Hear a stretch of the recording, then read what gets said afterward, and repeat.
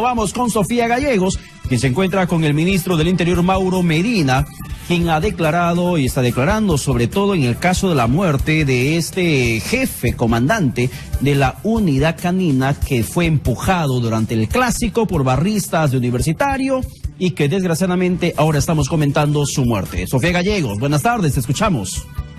Gracias, compañeros. Información en vivo. Continuamos con el ministro del Interior, Mauro Medina, quien continúa declarando en relación al deceso del comandante Edwin Jiménez Navarro. Y eso lo va a terminar hay una comisión que se nombra en estos casos, que es la Junta de Intersanidades, además del tema fiscal, y que ellos van a determinar lo conveniente en cuanto a la investigación. Ministro, por otro lado, esta mañana la esposa fue muy enfática al indicar que considera que el deceso del comandante haya sido por una presunta negligencia médica, y es que precisamente ante los exámenes clínicos la glucosa del paciente estaba muy alta. En todo caso, ¿no pudieron esperar los médicos? Respeto la opinión de la viuda, pero tengo que esperar las investigaciones, porque así como hay esta información, hay otras más. Entonces prefiero no entrar en el tema médico, que no es de especialidad nuestra. Hay que esperar la culminación de las decisiones, sobre todo destacar la participación del Ministerio Público desde el día de ayer.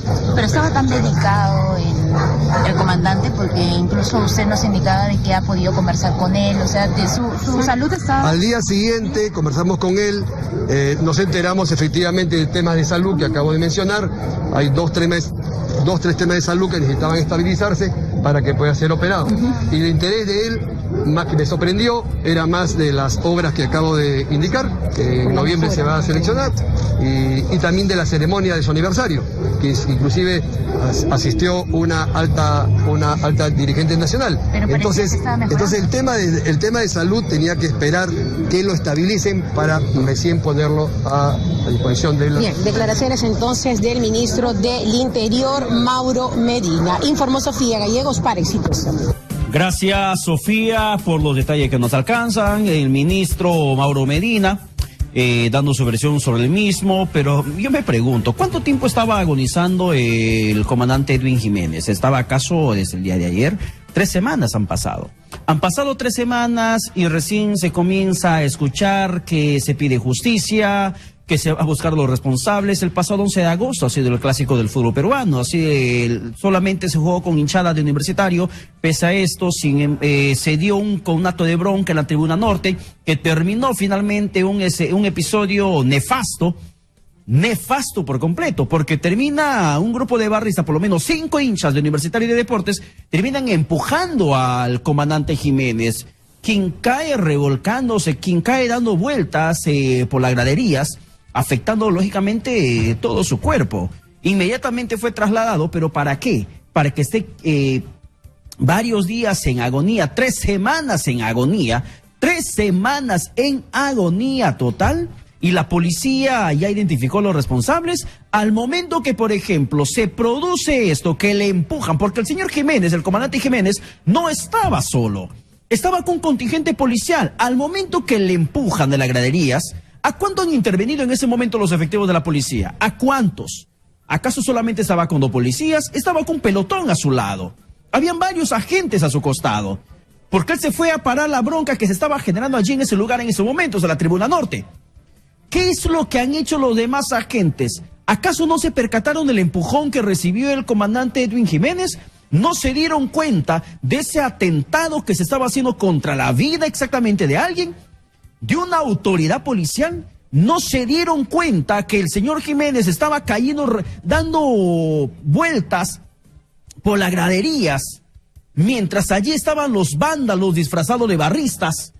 ¿No se percataron acaso de todo ese episodio para que inmediatamente intervengan a los responsables, a los autores de este hecho criminal, que una vez más termina siendo un episodio de sangre dentro de un escenario deportivo, dentro de un clásico de fútbol peruano?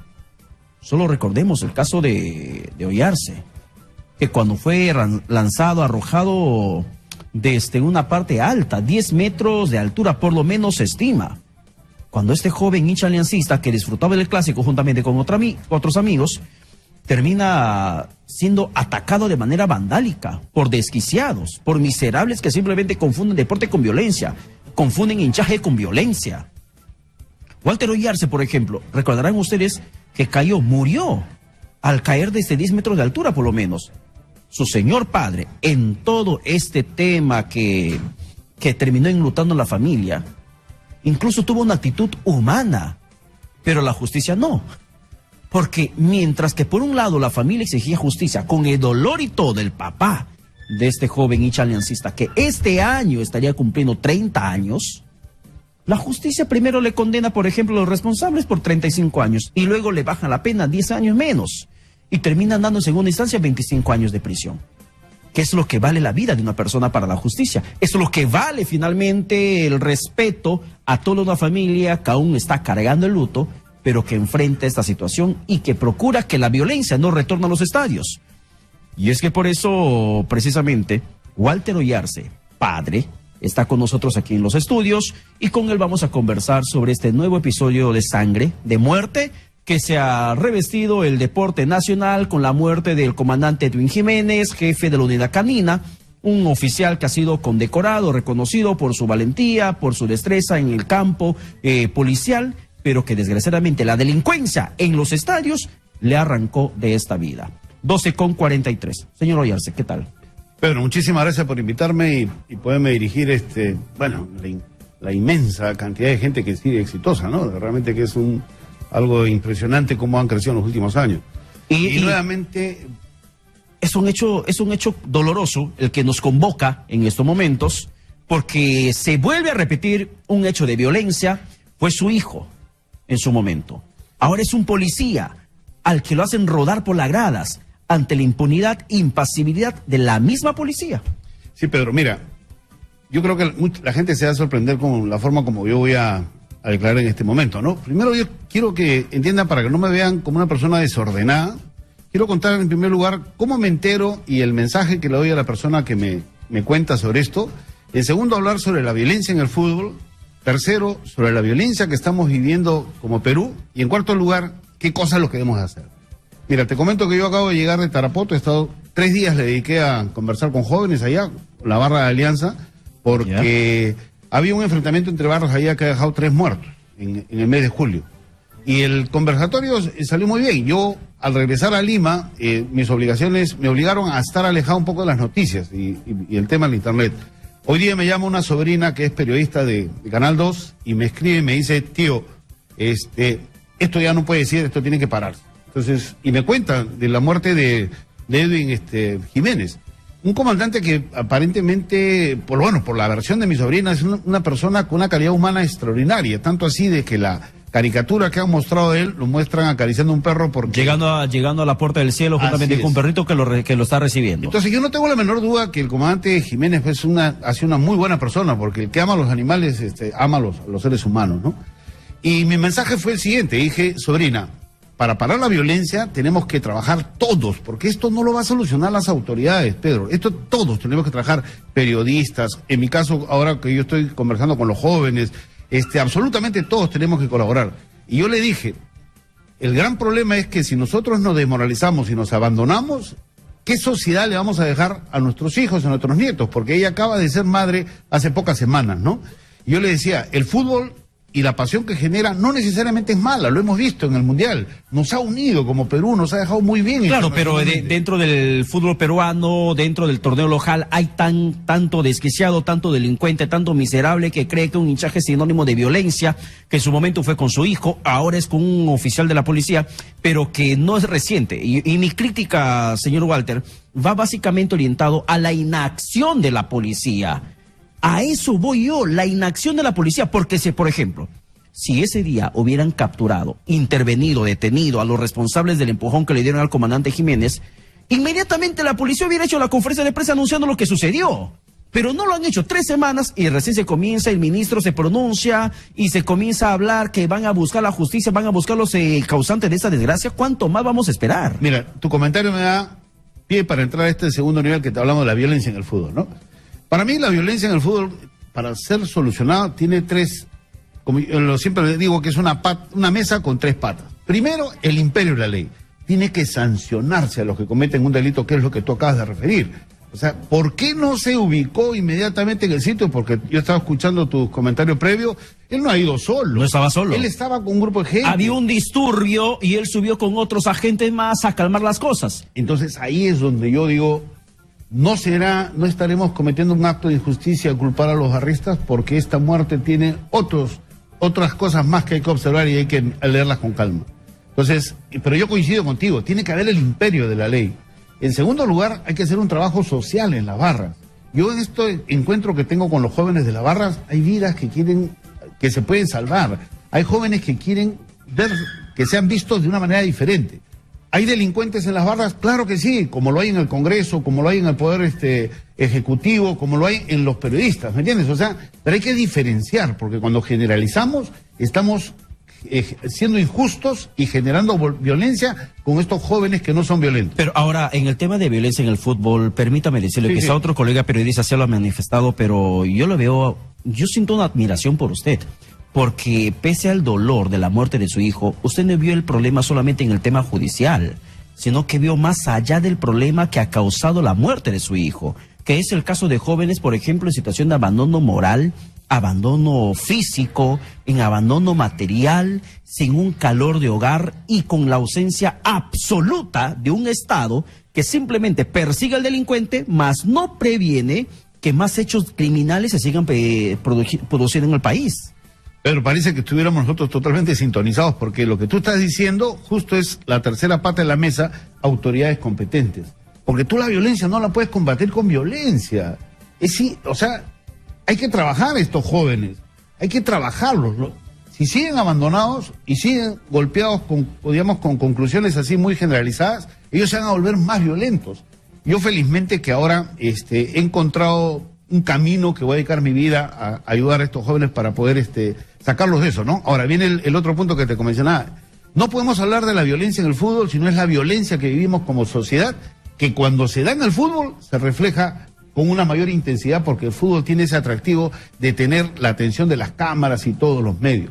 Estamos viviendo en una violencia realmente espantosa y nosotros tenemos, usted señor que me está viendo, tenemos que entender que la solución no la van a dar las autoridades, la solución la tenemos que dar nosotros como ciudadanos. Tiene que haber un movimiento ciudadano. ¿Y cómo hacerlo? Combatamos todos estos actos de violencia en nuestro entorno. Yo acabo de recibir varias llamadas de la gente de las barras, ¿no? Primero que los de Alianza me decían, señor, es injusto que nos indiquen a nosotros, porque dicen enfrentamiento en un partido de Alianza, la U, no, es nosotros que no tenemos nada que ver. Ese partido fue solamente con hinchada local, solamente estaba la gente de Universitario de Deportes, pero yo voy, señor Oyarse, al punto, al extremo, por ejemplo, cuando muere su hijo, comienzan a pronunciarse los clubes, la federación, a la DFP, el Congreso que saca leyes, sale finalmente el Ministerio del Interior también a pronunciarse, se dice que se van a empadronar los hinchas, que nunca finalmente terminó consumándose como tal. Por eso cada delincuente desatado que sigue entrando a las tribunas y terminan generándose mayores hechos de sangre, que no se da cada fin de semana, pero que cuando se da, se cobra la vida de alguien. O sea, lo criminal no solamente es del acto hecho por los jóvenes, lo criminal es la inacción de los clubes de fútbol, así como también de la policía y de las mismas leyes que no se dan para endurecer la pena, responsabilidad sobre el escenario deportivo y sobre el club de fútbol responsable de la seguridad allí en ese momento. Mira, yo siempre he estado repitiendo últimamente de que efectivamente hay una inacción, hay una incompetencia de parte de las autoridades y como sociedad en general, para mí porque estamos viviendo una cultura del odio y del desprecio. En todos los niveles, a nivel político. Los últimos 7 presidentes han sido elegidos por voto anti, porque acuérdate que Fujimori fue elegido anti-Fredemo, y de ahí todos han sido anti. Todo es odio entre nosotros. Para mí, esto es una cultura que ha sido instaurada y que está creciendo sola para destruirnos como nación. ¿Y sabes por qué? Porque somos un país rico que tiene un montón de cosas. La gran noticia del litio, por ejemplo, que debería alegrarnos a nosotros, yo estoy viendo que va a ser un motivo a mí me preocupa el tema del litio y la riqueza del litio que tiene Puno, que porque va a ser un motivo nuevamente para seguir me preocupa porque desgraciadamente la corrupción política que está enquistada en nuestro sistema, en nuestra estructura de gobierno, va a terminar polarizando una vez más y relegando a la población que tendría que verse beneficiada con esa riqueza. Pero si me permite, señor Oyarse, por favor, vamos con la llamada telefónica. Sí. Quiere escuchar la opinión del pueblo en estos momentos, que se encuentra en sintonía de Exitosa. Buenas tardes. Aló, buenas tardes. Buenas tardes, caballero. Sí, bienvenido a Exitosa Sábado. Juan Carlos, te escuchamos. ¿Qué tal? Buenas tardes. Bueno, primero para saludarlo su invitado, ¿no? Al señor Walter Oyarce. Programa. Fíjese, acá pareciera ser que fuese esto una política de Estado de crear, digamos, o generar violencia justamente para hacer lo que se está viendo, o sea, dejar al Estado, a los malos políticos, robar. Acá lo que se tiene que hacer es precisamente trabajar con el tema de los jóvenes o con el tema de la salud mental. Fíjese, más del 50% de peruanos tiene problemas con la salud mental. Entonces, acá se tiene que hacer todo un trabajo. Hay que tocar el tema de fondo, no vayamos por las ramas, ¿no? Ataquemos el árbol. Acá se tiene que trabajar desde abajo, ¿no? De la base familiar, el núcleo familiar, el núcleo, digamos, de las juntas vecinales, con un trabajo, digamos, que el Estado tiene que comprometerse con invertir, que haya una mayor inversión en la salud mental de la población peruana, porque lamentablemente los últimos gobiernos han descuidado esto. Parecía ser que haya sido una política de Estado de dejar a la gente, digamos, al margen, digamos, de la violencia, para que ellos hagan lo que están haciendo, es decir, robar. Bien, Juan Carlos, gracias por la llamada telefónica. Vamos rápidamente con otra llamada, 12 con 53 minutos, 251-9422-467-4499. Exitosa sábado, buenas tardes. Hola, buenas tardes. Buenas tardes, caballero, ¿su nombre? Carlos Milla. Carlitos, ¿qué tal? Bienvenido a Exitosa Radio, te escuchamos. ¿Qué tal? Mire, yo he sido directivo de la barra del Sport Boys. ¿Ya? Y también conozco al señor Walter Oyarce porque con él iniciamos las campañas de cambio en la gente de las barras en el Callao. ¿Ya? Recuerdo al señor Walter, trabajamos en eso y bueno, quiero dar una opinión que creo yo es más objetiva porque lo vemos nosotros como barras desde adentro, ¿no? Entonces pasa que la policía tiene que hacer un verdadero trabajo de investigación para saber quiénes son la gente que vive del fútbol y de la barra, ¿no? Entonces, si dejan la desidia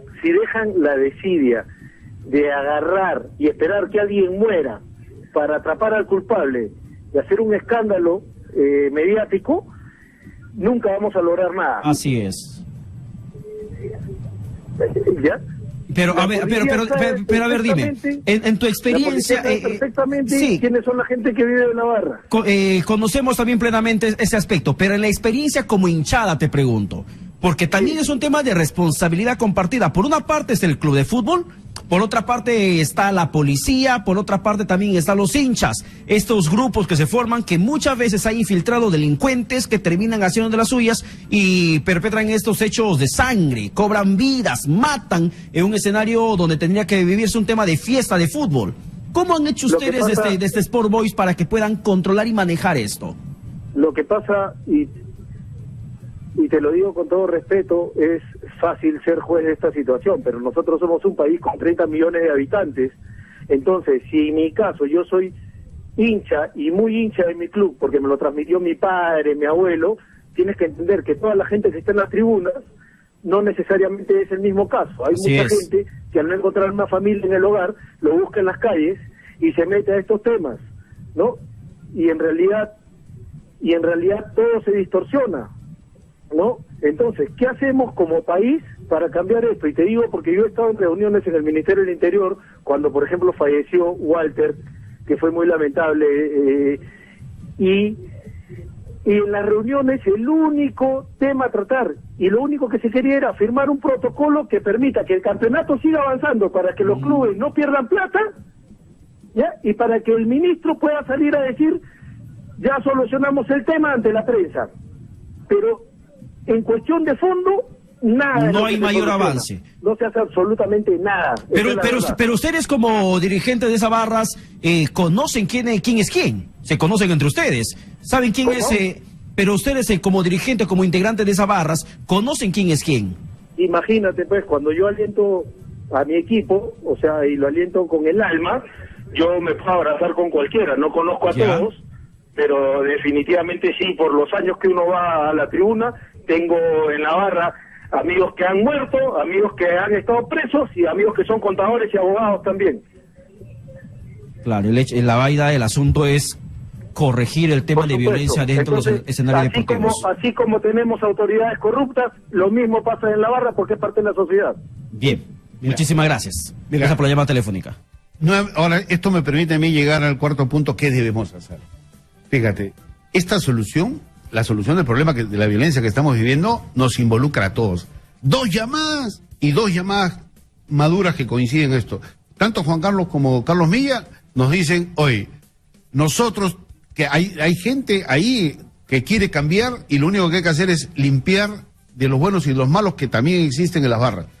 ¿Qué es lo que tenemos que hacer? Empoderar a los líderes de la barra, hay que capacitarlos, hay que entrenarlos. ¿Para qué? Para que ellos conviertan las barras en asociaciones que sean positivas, porque las barras son familias alternas de muchos jóvenes que están abandonados. Eso es lo que tenemos que hacer. Fíjate, no podemos estar nosotros, yo pregunto a la gente, usted que me está viendo, si usted fuera narcotraficante y si fuera usted un corrupto, ¿cómo le gustaría que sea el Poder Judicial? ¿Cómo le gustaría que sea el Ministerio Público? ¿Cómo que le gustaría que sea la Policía y las Fuerzas Armadas? Y a eso estamos caminando, un desorden, una rotura de la institucionalidad, porque nosotros, y voy a tomar la palabra que dijiste, porque nos estamos desacreditando de una manera facilísima. Nos estamos tumbando personas simplemente por comentarios y por indicios, y no estamos sancionando a quienes han cometido delitos que están comprobados. Claro, ahora también otro aspecto, señor Walter Oyarse, que la policía solamente no ve, o el gobierno, o el Estado, las autoridades, no ven al barrista como el joven, o la señorita, porque también hay mujeres, que en cierto modo, como dice usted, dentro de las barras busca un segundo hogar. Hay muchos, no todos, pero hay varios casos, buscan un segundo hogar, un refugio. No ven eso, ellos ven al delincuente. Ellos ven al revoltoso, al que hay que meterle palo, hay que meterle balas si se porta mal. Y cuando suceden hechos como esos, simplemente los delincuentes, los asesinos de un policía o con el asesino de su hijo, simplemente o es encarcelado con penas que luego son reducidas como pasó con su hijo, o simplemente nadie lo chapa. O sea, ¿dónde está el ojo humano que tendría que verse para evitar, controlar, prevenir hechos de sangre en los estadios? Eso es lo que yo mencionaba como autoridades competentes, gente que sepa qué hacer. Fíjate, te voy a contar una cosa porque hay que hablar con hechos reales. Yo ahora que he estado en Tarapoto, logramos hacer un conversatorio con las barras, invitamos a gente de la policía, invitamos al director de seguridad del municipio y a la prensa. Y cuando fuimos a la comisaría, la persona que nos recibió nos dijo, un conversatorio donde van a ir delincuentes. No veía que era una gran oportunidad de tender puentes. Claro, por ejemplo, ahí vemos lo que está ocasionándose en la imagen que tenemos en pantalla, lo que nos siguen por televisión y lo que nos siguen por redes sociales. Ahí vemos un círculo rojo, señor Oyarse. Vemos al comandante Jiménez, ahí le vemos con mayor amplitud. No está solo, hay agentes que lo están rodeando. Pero hay una gran cantidad de barristas que también lo están rodeando y en esa trifulca que se arma termina dándose el empujón. ¿Dónde estaban los demás agentes al momento que se produce esto? Mira, intervenir, ahí lo vemos con mayor amplitud, se lo podemos ver en las imágenes. Sí, mira. Ahí lo vemos, por ejemplo. Es increíble porque eso de ahí definitivamente desnuda de que de repente no se está diciendo toda la verdad y se están buscando culpables donde no hay. Fíjate, te voy a comentar algo que yo en un momento lo sentí así como un ataque. Y te digo, hoy día en la mañana lo escuchaba Philly Butter, hablaba sobre el tema y a mí me llevó a una entrevista que me hace Philly Butter cuando estábamos en pleno juicio. Y Philip me advierte, me dice, por si acaso, señor Oyarse, le van a hacer ustedes una campaña de desacreditación y van a decir que su hijo era violento y era drogadicto. Gracias a Dios que me advirtió para poderme defender. Entonces, cuando tú eres injusto en la evaluación con una persona, estás generando violencia. Y eso lo estamos viendo nosotros a diario. Ahorita, si se analiza y pasa un poco de tiempo y resulta que la lamentable muerte de Edwin Jiménez, que me dice que ha sido una persona A1, no es como consecuencia de los barristas, sino por otros descuidos y otras negligencias, y el daño que le hemos causado a estos jóvenes que se han sentido vapuleados ahora, y ese daño genera violencia. Entonces, ¿qué es lo que tenemos que hacer como sociedad? Tenemos que ser mucho más responsables, tenemos que ser mucho más maduros en la evaluación de las cosas. Claro, pero esa conclusión, ¿cuál ha sido el motivo por la cual él cayó y murió posteriormente? Tendría que haberse aclarado al momento de intervenir a los que estaban allí. Y las investigaciones determinaban si lo empujaron, se cayó, se tropezó o algo más pasó. Entonces yo me pregunto, si no se hizo en el momento, ¿por qué ahora se sacan esas conclusiones y se da un mensaje? ¿Y por qué ahora se dice que van a comenzar a buscarlo? Porque y todos dicen, es fácil identificarlos. Oiga, ¿y por qué ese momento no lo han hecho? Así es, eso se llama negligencia y lo aleja del concepto de competencia. Una vez más, permítame sumar a personas que lo felicitan a usted por la labor que hace a través del proyecto Esperanza. buscando precisamente evitar violencia en las tribunas y que ojalá más personas, más ciudadanos puedan tomar conciencia de que el fútbol es un espectáculo en familia, para divertirse, para expresar tus emociones, pero de manera responsable y no con violencia. Señor Walter Oyarce, muchísimas gracias. No, muchísimas gracias a ti. Solamente, Pedro, para decirte que, fíjate, se ha consignado el $1.000.000 de reparación civil, ¿no? ¿Ya? Obviamente orientado a tratar de ver los beneficios penitenciarios, ¿no? Pero ese millón yo no voy a hacer uso para mi beneficio personal de un sol, sino va a ser destinado a este proyecto que va a estar orientado justamente a preparar a los líderes de las barras para que, ya que las autoridades no lo están haciendo, los líderes se encarguen de transformar el Perú y pacifiquen las tribunas. Bien, muchísimas gracias y reiteradas felicitaciones por la labor que hace usted como padre, pese al viacrucis que de hecho que está viviendo aún dentro de su familia. Muchísimas gracias. Gracias a ti. Bien, vamos a la pausa, volvemos con más aquí en Exitosa Sábado.